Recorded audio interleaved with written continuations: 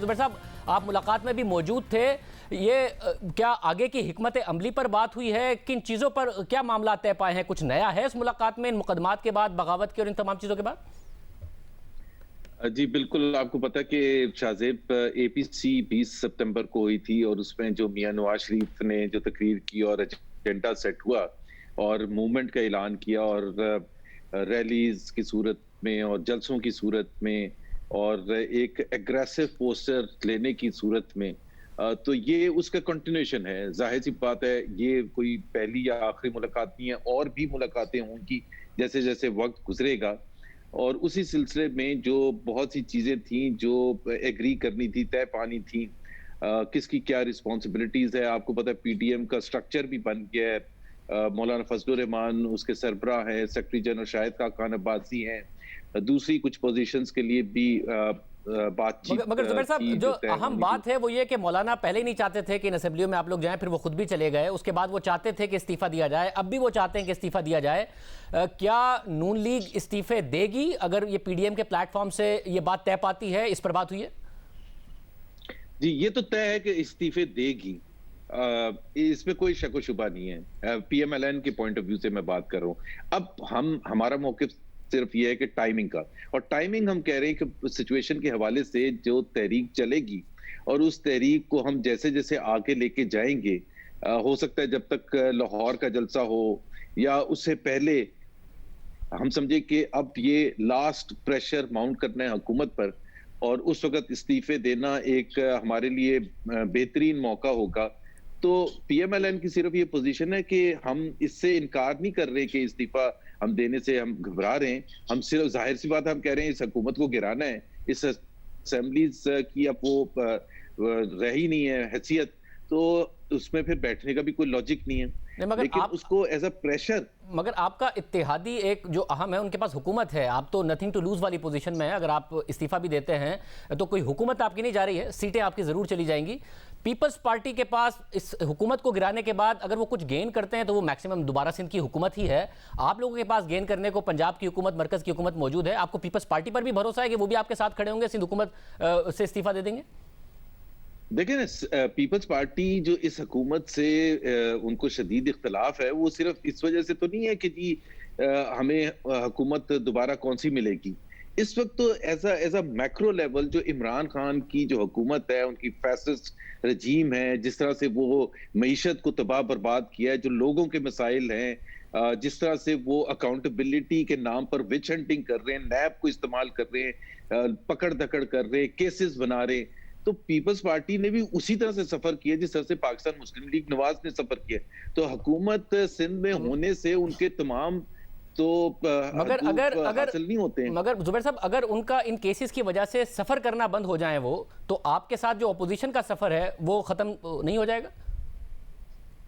आप शाहजेब ये तो नहीं कह सकते कि एकदम से मईशत भी जबरदस्त होनी शुरू हो जाएगी, लोगों को नौकरियां भी मिलनी शुरू हो जाएंगी, महंगाई भी कम होनी शुरू हो जाएगी, गुर्बत भी कम होनी शुरू हो जाएगी। सो ये तो कॉमन एजेंडा है ना, मिनिमम कॉमन एजेंडा क्यों बना है?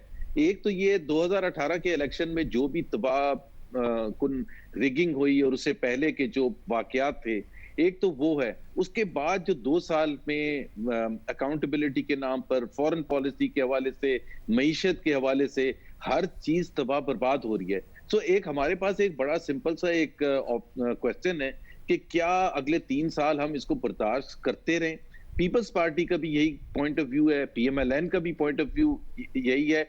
बिल्कुल आपकी बात सही है कि हर एक के इंटरेस्ट कुछ ना कुछ डिफरेंट हो सकते हैं। उनके पास सिंध की हुकूमत है, इट्स एन इम्पोर्टेंट एस्पेक्ट कि जी वो उसको क्या जाने देंगे, बर्दाश्त करेंगे। लेकिन उसके अगेंस्ट जो रिस्क है इस मुल्क के लिए, मईशत के हवाले से, अवाम के लिए, तो उनकी वो भी तो रिस्पॉन्सिबिलिटी बनती है। हमारे पास अवाम आके हमारा गिरबान पकड़ के ये पूछते हैं कि आप कब कुछ करेंगे। मगर जुबैर साहब, सिर्फ अवाम के जो नुमाइंदे आप लोगों के साथ हैं, उसमें से चंद एमपीएस तो जाहिर है उस्मान बुज़दार साहब के साथ भी मिले हैं, फिर नवाज शरीफ साहब की तकरीर के बाद भी चंद ने उससे इख्तिलाफ किया। इस्तीफे अपनी कॉन्स्टिट्यूंसी छोड़ना, जो कि हर एक बड़ा खर्चा भी करता है, मेहनत भी करता है जीतने के लिए। इमरान खान साहब की चंद सीटें थी 32-35, उसमें से भी बहुत सारे एमएनएस नहीं मान रहे थे इस्तीफा देने के लिए, और रेजिस्टेंस थी पार्टी के अंदर। कुछ ने बाद में दिया भी नहीं जब इमरान खान साहब ने। तो आपके इतने सारे लोग हैं, एमपीएज हैं, एमएनएज हैं, वो पार्टी के अंदर इख्तिलाफ नहीं सामने आ जाएगा जो आपकी पार्टी को कमजोर भी कर सकता है जब लोग इनकार करेंगे इस्तीफा देने से? देखिए शाहजेब, ये जो प्रेशर शुरू हुआ है ना, ये नीचे से वर्कर्स की सतह पर प्रेशर शुरू हुआ है, अवाम की सतह पर प्रेशर शुरू हुआ है, वो ऊपर की तरफ आता है, चाहे वो एमपीए के लेवल पर आए, एमएनए के लेवल पर आए और टॉप लीडरशिप के लेवल पर आए कि जी आप कर क्या रहे हैं। तो जो 2013-2014 का धरना था और उसमें जो उन्होंने इस्तीफे भी दिए थे, उससे आज पोजीशन बिल्कुल मुख्तलिफ है। आपको और मुझे तो नहीं याद है कि 2014 के धरने में इमरान खान और पीटीआई के सपोर्टर्स के लिए मईशत इतना बड़ा मसला था, धांधली इतना बड़ा मसला था, चाहे जो मर्जी वो कह रहे। उनकी 29 सीटें थी, हमारी 186 सीटें थी, यहाँ नेक एंड नेक हम बात कर रहे हैं, बावजूद इसके तमाम रिगिंग के। तो जब अवाम का जो दबाव है, और वो जो आपने कहा उस्मान बुज़दार से मिले, उससे कोई फर्क नहीं पड़ता। जो अवाम अगर जिसके साथ खड़े हुए, और बिल्कुल दो टोक फैसला किया था सीडब्ल्यूसी की मीटिंग में कि इनको निकाला जाए, इस वजह से निकाला जाए कि अवाम हमारे साथ है। अगर हमें कोई थोड़ा सा भी डर खौफ हो कि अवाम किस तरफ होंगे, तो हम एमपीएस को क्यों निकालने की कोशिश करेंगे?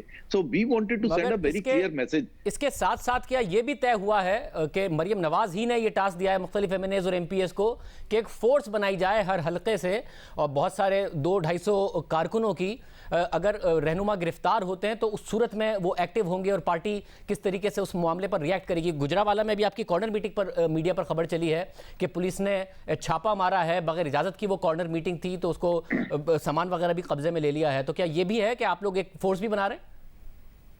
देखिए, वो फोर्स उसको कहना मेरा ख्याल गलत तासुर होगा। एक आप वर्कर्स को, एक्टिव वर्कर्स की एक फहरिस्त तैयार करना और उनको असाइन करना रिस्पॉन्सिबिलिटीज, खासतौर पर जलसों में प्रोटेक्ट करने के हवाले से, आप यही हुकूमत की दहशतगर्दी के हवाले से, तो ये एक बड़ा इंपॉर्टेंट है। जाहिर सी बात है, हम बात कर रहे हैं पूरे पंजाब की बात कर रहे हैं, और फिर आप सिंध और बलोचिस्तान केपी की बात कर रहे हैं। तो अगर आपने हर एमपीए को अगर ये दिया जाए रिस्पॉन्सिबिलिटी कि उन्होंने 200-300 वर्कर्स आइडेंटिफाई करने हैं जो 24/7 अवेलेबल भी हों, काम करने के लिए भी निकल सकें, जलसे जुलूस में भी हेल्प करें, लोगों की रहनुमाई भी करें, तो ये तो मेरा ख्याल है एक बड़ा एक। बट उसमें मैं एक सिर्फ शाहजेब बता दूं, आपको क्लैरिफाई कर दूं, अभी उस पर कोई फाइनल फैसला नहीं हुआ।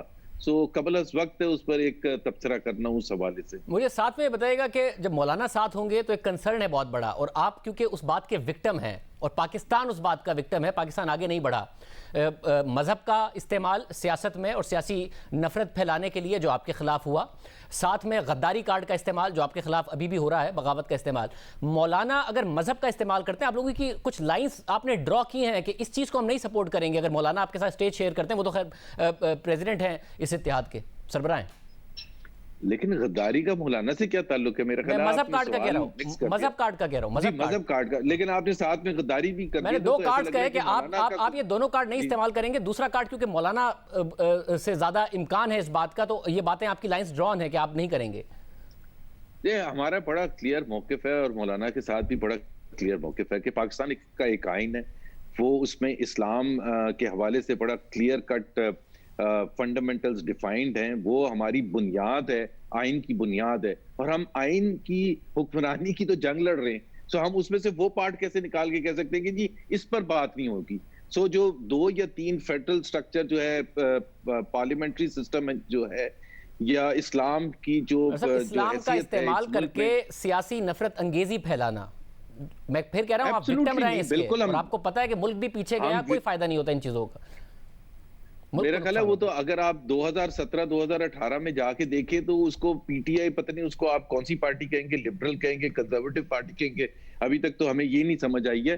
उन्होंने सबसे ज्यादा इस्तेमाल किया था जो फैजाबाद धरना हुआ था, आपको पता है कि उसको उन्होंने किस तरह से इस्तेमाल किया था हमें टारगेट करने के लिए, और फिजिकल वायलेंस उसकी वजह से हुआ, एहसन इकबाल साहब पर हमला हुआ। तो हम बिल्कुल इसके मुखालिफ हैं कि इस्लाम as a card to misuse and target our political opposition which is PTI, मेरा ख्याल है बिल्कुल भी नहीं होना चाहिए, और हम उसमें आप देखेंगे कि वो बिल्कुल सेंट्रल फोकल पॉइंट नहीं होगा।